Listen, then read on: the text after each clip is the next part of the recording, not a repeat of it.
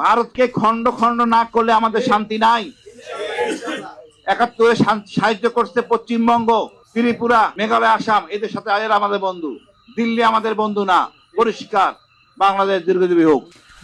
বন্ধুরা দেখতে পাচ্ছেন বাংলাদেশিদের স্বপ্ন যে ভারতবর্ষকে টুরু টুরু করবো, খণ্ড খণ্ড করবো। বাংলাদেশের নাগরিক সমাজ থেকে শুরু করে বাংলাদেশি যারা সরকারের অবস্থায় রয়েছে, যারা বর্তমান শাসন ব্যবস্থা চালাচ্ছে, তাদের মুখের ভাষা দেখুন।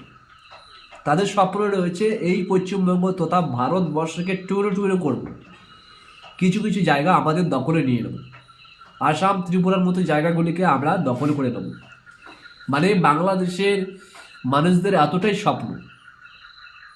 কিছুদিন আগে পশ্চিমবঙ্গ থেকে অর্থাৎ আমাদের এই ভারতবর্ষ থেকে প্যাচ নিয়েছে যে বাংলাদেশ, সেই বাংলাদেশ আবার আমাদের ভারতবর্ষকে নিয়ে স্বপ্ন দেখছে।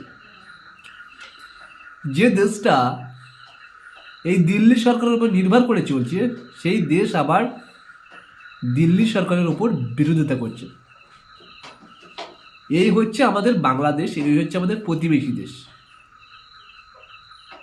যারা নিজেদের দেশে নিজেদের মানুষদেরকে সচেতন করে রাখতে পারে না, যারা বারে বারে অনুপ্রবেশ করার জন্য আমাদের ভারতে প্রবেশ করে এবং ইন্ডিয়ান আর্মি অর্থাৎ বিএসএফের গুলি খেয়ে নিহত হয়, পরে তারা কি করে? কান্নাকাটি করে যে ভারত শাসন ব্যবস্থা করছে, বাংলাদেশিদেরকে হত্যা করছে ইন্ডিয়ান বিএসএফ, এমনই মন্তব্য করে থাকছে।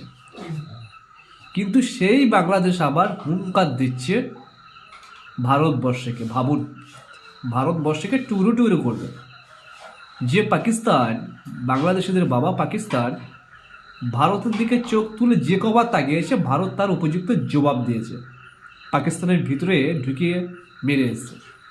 কিন্তু সেই দেখেও বাংলাদেশিদের এখনো পর্যন্ত হুঁশ হয়নি। তো যাই হোক, এই সমস্ত হুঙ্কার দিচ্ছে একের পর এক বাংলাদেশিরা। তারপর হুমায়ুন কবির বাবরি মসজিদ করেছে, এটা হওয়ার পরে আরও হুঙ্কার দিচ্ছে। এমন কিছু ঘটনা বাংলাদেশিরা দেখতে পাচ্ছি রিসেন্টলি করছে। এর আগে করেছে, কিন্তু এর আগে এতটা করেনি, কিন্তু পরবর্তীকালে দেখতে পাচ্ছি অনেক এরা বাড়াবাড়ি করছে। সো যাই হোক, এই বিষয়ে কি বলবেন? আপনাদের ব্যক্তিগত মতামত থাকতে পারে। আর আমি তো মনে করি এরা দিবার স্বপ্ন দেখছে, মানে এদের স্বপ্ন কখনো পূরণ হবে না। ভারত যদি চায় বাংলাদেশকে হয়তো ভারতের দখলে নিতে পারে। হ্যাঁ, এমনই ক্ষমতা ভারতের আসে। শুধুমাত্র ভারত শান্তিপ্রিয় বলে বাংলাদেশকে ছাড় দিয়ে রেখেছে।